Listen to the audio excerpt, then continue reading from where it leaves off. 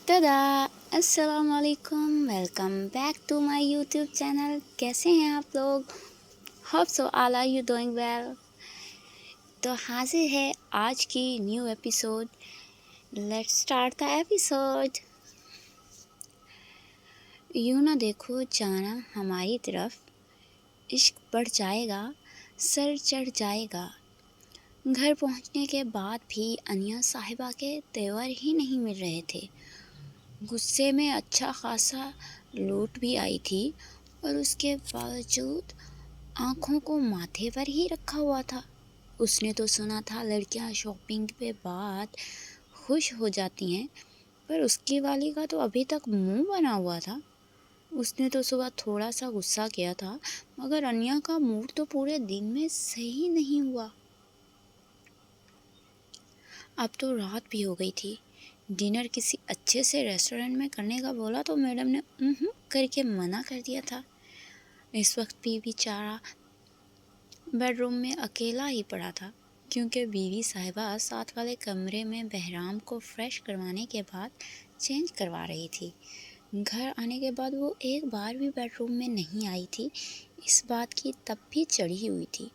वो ढील देता है तो इसका मतलब है कि वो सर चढ़ के नाचे, नहीं मतलब शोहर को मुकम्मल तौर पर भूल जाए। बेटे को तो नहीं भूलती, उसको तो शोना शोना करती रहती है। मेरी दफ़ा ही ज़ुबान को कुछ हो जाता है, तब बात भी सही से नहीं होती। वो कुड़ के करवट बदल गया। पसंदीदा औरत से इग्नोर हो रहा था, इसलिए कुछ भी करने को दिल ही नहीं कर रहा था। अब तो ऑफिस का काम करने को भी दिल नहीं था। दिल तो खैर बस कल्बी के साथ लिपटने को ही कर रहा था। तुझे देखा तो ये जाना सनम, प्यार होता है दीवाना सनम। अब यहाँ से कहाँ जाएं हम, तेरी ही बाहों में मर जाएं हम। तुझे देखा तो ये जाना सनम, प्यार होता है दीवाना सनम। वो बंद आँखों के साथ सीने पे हाथ रखे हल्का सा गुनगुनाया, मीठी सी मधुर आवाज़। ये बस तायान शाह को ही मालूम था कि मोतसिम खान खूबसूरत आवाज़ का मालिक है, और अब बहुत जल्द शायद अनिया को भी मालूम हो जाए, क्योंकि दिल अब उसके बस में रहा ही नहीं। कम वक्त मारा, ये दिल उस पे क्यों नहीं आता जिसका दिल हम पे आया होता है। वो लेटे लेटे थक गया तो उठ के बैठा। ये उसकी मासूम कल्बी अब उसके साथ ज़्यादती कर रही है। मतलब इधर वो उसकी कुर्बत के लिए तड़प रहा है और बंदी को कोई फ़र्क ही नहीं पड़ रहा। सही कहा है किसी ने, इश्क तड़पाए और मज़ा ना आए। वो झंझलाता हुआ बेडरूम से बाहर निकला और सीधा बहराम के रूम में एंटर हुआ, जहां उसकी बीवी और बेटा बड़ी फुर्सत से अपनी अपनी शॉपिंग देखने में मसरूफ़ थे। बहराम तो खैर हर चीज़ से खेल रहा था, जबकि उसकी बीवी ने अपने इर्द गिर्द सारे शॉपिंग बैग्स को फैलाया हुआ था। वाह वाह, वो उधर तड़प रहा था और इधर उसकी बीवी को इन बेकार चीज़ों से फुर्सत ही नहीं मिल रही। वो आंखें सुकेड़ता उनके सामने जाके सोफे पे बैठा। अनिया ने भी दरवाज़ा खोलने पर मुड़ के देखा था और मोतसिम खान को देखकर उसकी सीटी गुम हुई। वो भी क्या सोच रहा होगा कि माल में तो बड़े नखरे करके चीज़ें ले रही थी, और अब कैसे तरसी हुई रूह की तरह चीज़ों को फैलाया हुआ। अनिया नाखून कुतरती कानी आँख से सामने सोफे पे विराजमान मोतसिम को देखा, मगर उसको अपनी तरफ देखते पाकर जल्दी से निगाहों का जाविया बदला। अल्लाह माफ़ करे, भस्म कर देने वाली निगाहों से ही अनिया को देख रहा था। वो दिल में अल्तू जलालतू आई बला को टालतू पड़ती बहराम की तरफ हाथ बढ़ाने लगी थी कि मोतसिम की बात पर हाथों को पीछे की तरफ किया। वो खेल रहा है और उसको खेलने दो। मोतसिम बोलने के बाद फिर से खामोश हो गया। मैं ना इन कपड़ों को देख रही थी कि कहीं बड़े میں اس کی خاموشی سے تنگ آ کر بولنے ہی لگی تھی کہ اس نے پھر سے ٹوکا۔ تمہارے سائز کا مجھے بہت اچھی طرح سے علم ہو چکا ہے، تو اس بات کی ٹینشن نہ لو کہ کچھ بڑا یا چھوٹا نہ ہو۔ آپ کو کیسے پتا؟ وہ ہونک ہوتی اس کو دیکھنے پر مجبور ہوئی۔ اس کے سوال پر معتصم نے اپنا قہقہ کنٹرول کیا۔ بیوی، اگر تمہیں یاد نہ ہو تو کل رات میں نے بڑی فرصت سے تمہارے خوبصورت بدن کے ایک ایک حصے کو سراہنے کے ساتھ ساتھ مجھے پیاس لگی ہے، میں پانی۔ وہ اس کی بے باکی سے ہونے والی بات کو درمیان میں ٹوکتی کھڑی ہوئی اور دروازے کی طرف بھاگنے لگی، مگر معتصم نے اس کو بھاگنے نہیں دیا، کیونکہ وہ ایک ہی جست میں اس کو کھینچتا اپنی باہوں میں مقید کر گیا۔ معتصم خان اتنا تو جان چکا تھا کہ انیا کس وقت فرار حاصل کرے گی، اس لیے تو وہ بھی فل الرٹ ہو کے بیٹھا تھا۔ پیاس تو مجھے بھی لگی ہے، وہ اس کے لبوں کو فوکس کرتا ہوا بولا، جبکہ باہوں کا گھیرا اس کے ارد گرد بنایا تاکہ وہ پھڑ پھڑا نہ سکے۔ پھر آپ کے لیے بھی پانی لے آتی ہوں نا؟ بیچاری اس کی بات کا مطلب سمجھے بنا ہی بول پڑی۔ مگر مجھے پانی کی پیاس نہیں لگی۔ اس کی معصومیت پر معتصم کو بے تحاشا پیار آیا۔ وہ اتنی معصوم تھی کہ معتصم خان خود کو اس کے عشق میں گرفتار ہونے سے بچا ہی نہیں پاتا تھا۔ پھر انیا نے سوالیہ نگاہیں اٹھائیں، مگر معتصم خان کی نظروں سے کنفیوز ہوتی پلکوں کی چلمن واپس گرا گئی۔ ان کی پیاس ہے۔ معتصم خان اپنی مسرور نشیلی نگاہوں سے اس کو ہونٹوں کو فوکس کرتا اپنی انگشت شہادت اس کے لبوں پر پھیری۔ انیا جھرجھری لیتی کپ کپائی۔ معتصم کی جان لیوا قربت وہ بھلا کہاں آسانی سے برداشت کر سکیے، پر مجھے تو پانی کی پیاس ہے۔ وہ پلکوں کی چلمن گرائے ہلکی آواز میں، جب میرے پیاسے ہونٹ تمہارے پیاسے لبوں سے لپٹیں گے تو پانی کی پیاس بھی ختم ہو جائے گی۔ معتصم اس کو اپنے سینے میں زور سے بھینچ گیا۔ تھوڑی سی دوری بھی ناگزیر لگ رہی تھی۔ انیا اپنے نشیب و فراز کو دبتا محسوس کرتے ہوئے کراہی، مگر آپ کے ہونٹ پانی تو نہیں نکالتے نا؟ انیا کی اس بات پر معتصم کے رومانٹک موڈ کا ستیہ ناش ہو گیا تھا۔ کہاں وہ دل فریب انداز میں منظر کشی کرتا دوسرے جہان میں پہنچ چکا تھا، اور کہاں اس کی بیوی پانی پہ ہی اٹکی ہوئی تھی۔ ماں بہن ایک کر دی تھی۔ وہ بلبلاتا ہوا اس کو اپنی قید سے آزاد کرتا پیچھے ہٹا۔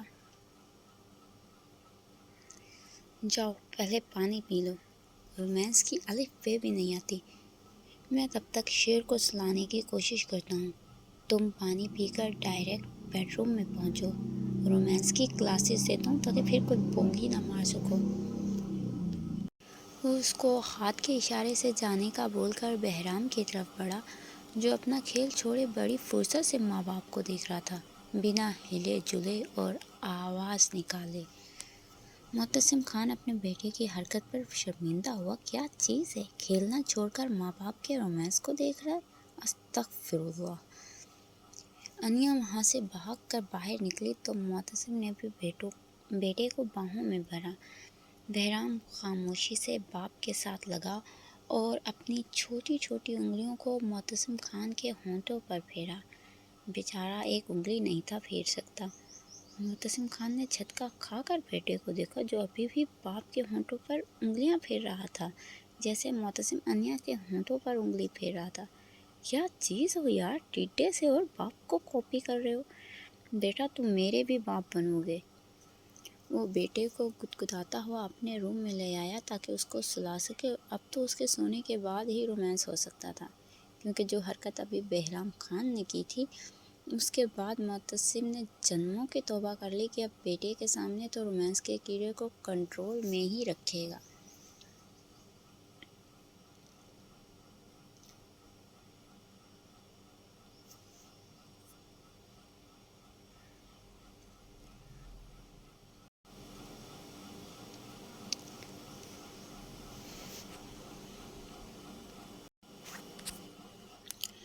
دادو کے ساتھ فاروق شاہ اور حرم سٹنگ ایریا میں بیٹھے دایان شاہ کا انتظار کر رہے تھے۔ دایان شاہ کو فوراً کال کی تھی جس پہ وہ ان سب کو تسلی دیتا آدھے گھنٹے میں پہنچنے کا بتاتے ہوئے کال بند کر گیا۔ دادو تو صدقہ خیرات نکالنے کے بعد تسبیح پڑھتے پوتے کے لیے دعائیں کر رہی تھی۔ لے دے کے دو ہی تو پوتے ہیں، ان پہ ذرا سی آنچ کہاں برداشت کر سکتی ہے۔ پتہ نہیں کس چڑیل کو بازو میں قید کیا ہوا تھا، وہ جلن کے مارے اس ان دیکھی چڑیل کو ہزاروں کوسنے دے چکی تھی جو اس کے ہونے والے شوہر بقول اس کے ساتھ چپکی ہوئی تھی، اور اس کو یقین تھا کہ وہ چڑیل ہی چپکی ہونی، کیونکہ دایان شاہ تو کسی لڑکی کو دانہ نہیں ڈالتا۔ فاروق شاہ اور رایان اپنے ریسورسز سے پتہ کروانے میں مصروف تھے کہ اصل بات کیا ہے اور نیوز چینلز والے اتنی سی بات کو لے کے دایان شاہ کی کردار کشی کرنے میں کیوں مصروف ہیں۔ نہ کوئی آگے کی خبر ہے اور نہ پیچھے کی، بس ایک تصویر لگا کر بار بار ایک ہی بات دہرائی جا رہی تھی کہ دایان شاہ ملک میں سرعام غنڈہ گردی کرتے ہوئے پایا گیا۔ فاروق میں بول رہی ہوں، یہ تصویر کسی نے بنا کے لگائی ہے، میرا دایان تو لڑکیوں سے ہاتھ بھی نہیں ملاتا، پھر ایک لڑکی کے ساتھ کیسے کھڑا ہو سکتا ہے۔ دادو نے کوئی چوتھی دفعہ یہ بات بولی۔ ہائے میرے پوتے کو کسی نے پھنسایا ہے، دیکھو تو ان نیوز چینلز کے پاس اور کوئی خبر نہیں رہ گئی، بس میرے بیٹے کی خبر ہی چلائی جا رہے ہیں موئے۔ اماں جان آپ پریشان نہ ہو، دایان آتا ہے تو پوری بات وہی بتا دے گا، اس نے بولا ہے نا پریشان نہ ہو۔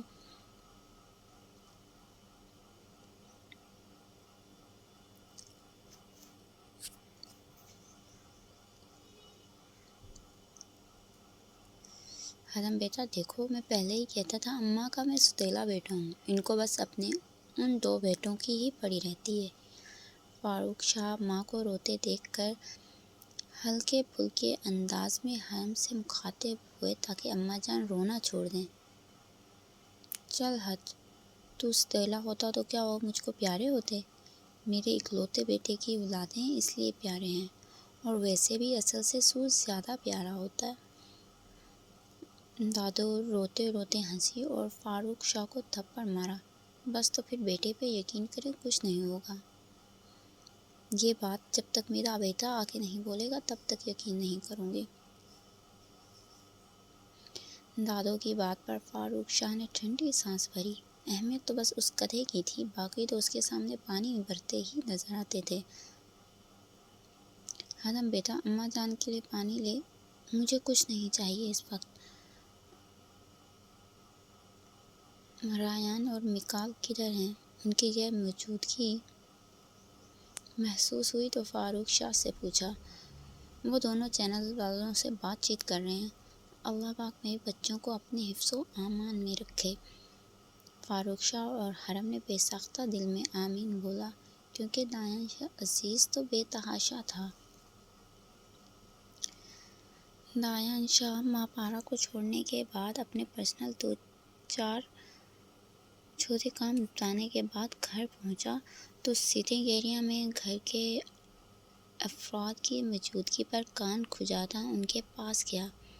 کام کرتے کرتے گھر والوں کی کال بھلا چکا تھا، ہمیشہ کی طرح۔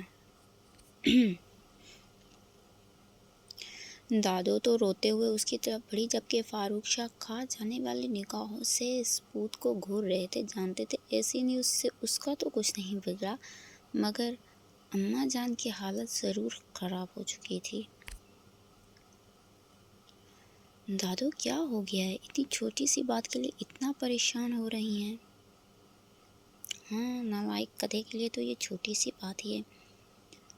ہر وقت باہر رہتے ہو اور اتنے دشمن بنا لیے، میں پریشان نہیں ہوں گی تو اور کیا کروں گی؟ دادو ایسی چھوٹی موٹی نیوز آپ کے بیٹے کا کچھ نہیں بگاڑ سکتی۔ ہاں، کسی بڑے دھماکے کا انتظار کریں۔ فاروق شاہ نے کڑ کر سوچا، بس یہ موئے کپڑوں والے میرے بیٹے کے پیچھے پڑے ہوئے ہیں۔ دادو اس کا چہرہ اپنے ہاتھوں میں لیتی پیار کرنے لگی۔ ہاں نا، آپ کے بیٹے کی تو کسی سے دشمنی بھی نہیں ہے۔ ویسے یہ تصویر میں لڑکی کون ہے اور تم ادھر کر کیا رہے تھے؟ اگر دادی پوتے کا پیار ختم ہو گیا ہو تو یہ بتانے کی زحمت کر دو۔ فاروق شاہ کی بات پر دایان شاہ گڑبڑایا۔ ہدم کے کان بھی کھڑے ہوئے تھے۔ دادو بھی پیچھے ہٹ کے کھڑی ہوئی۔ دایان شاہ باپ کی چالاکی پر دانت پیس کر رہ گیا۔ اچھا خاصا ایموشنل سین کریٹ کرنے کے بعد وہ فرار ہونے والا تھا کہ اس کے باپ نے ہمیشہ کی طرح غلط جگہ ٹانگ اڑا دی۔ دادو، میں پورے دن اس مس کریٹ کی وجہ سے تھک چکا ہوں۔ سوچا تھا گھر آتے ہی فریش وغیرہ ہونے کے بعد کچھ کھاؤں گا، مگر یہاں تو لگتا ہے بس خطوں سے ہی پیٹ بھرنا پڑے گا۔ دایان شاہ کی ایکٹنگ پر فاروق شاہ تلملا کر کچھ بولنے ہی لگا تھا، مگر اس سے پہلے دادو ایموشنل بلیک میل ہو چکی تھی۔ دایان شاہ اور اس وقت تک بھوکا اندھے کو بھی اس بات پہ یقین نہ آئے۔ میرا بیٹا جاؤ پہلے فریش ہو جاؤ، میں رانو کو بولتی ہوں کھانا لگا دے۔ مگر اماں جان، فاروق شاہ بولنا چاہتے تھے، آپ کو ہی سارا واقعہ جاننا تھا، مگر اب پوتے کے سامنے ان کو کچھ کیا ہی یاد آنا تھا۔ اوکے، میں پھر فریش ہو جاتا ہوں۔ دایان شاہ باپ کی طرف دیکھتا، آنکھ کو ہلکا سا ونک کرتا۔ باپ کو آگ لگا گیا۔ جاؤ میرا پتر میں صدقے، دادو پوتے کے بارے نیارے ہوتے بولے۔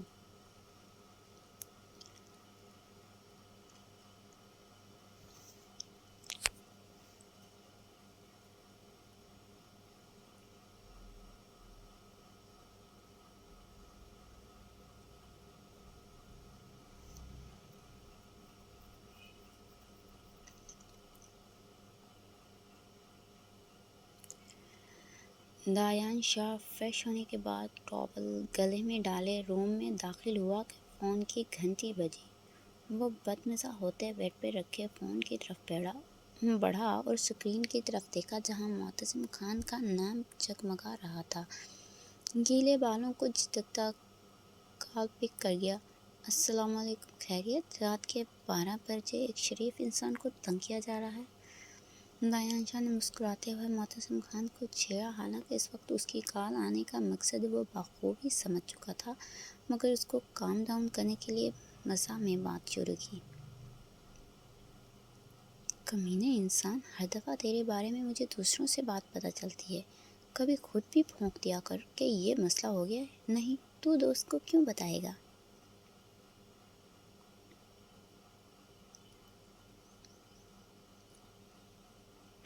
لگتا ہے خان کی اپنی بیوی سے لڑائی ہو گئی ہے، اس لیے ادھر کا غصہ میرے پہ اتارا جا رہا ہے۔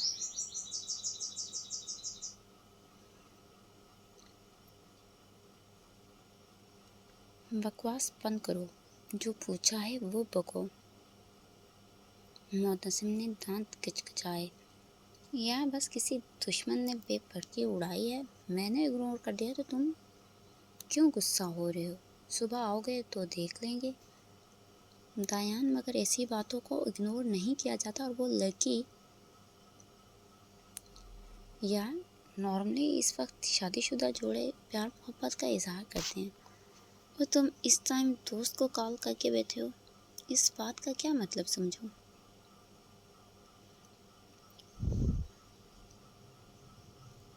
بھابھی منہ نہیں لگا رہی، اس لیے مجھے منہ لگانا پڑ رہا ہے۔ دایان شاہ نے بات کو پلٹتے ہوئے معتصم خان پر چڑھائی کر دی۔ وہ بیچارہ شرمندہ ہی ہو گیا۔ کمینگی کے اول درجے پہ دایان شاہ ہی تو فائز ہے۔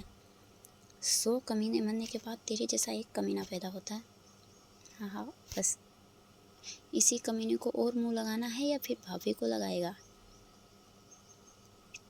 دفعہ ہو جاتے، اسے بات کرنا فضول ہے، صبح آ کے پوچھتا ہوں۔ معتصم خان تلملاتے ہوئے کال ہی کٹ کر دی۔ دایان شاہ اپنے سکس پیک چٹانی سینے پر ہاتھ پھیرے ہوئے کسی سوچ میں مصروف ہوا، اور پھر تھوڑی دیر سوچنے کے بعد فون کو آن کیا اور محترمہ کا نمبر ملانے لگا۔ یہ تھی آج کی ایپیسوڈ۔ ہوپ سو آپ لوگوں کو ایپیسوڈ پسند آئے، کامنٹ کر کے ضرور بتائیے گا۔ ٹل دین، بائے بائے، اللہ حافظ۔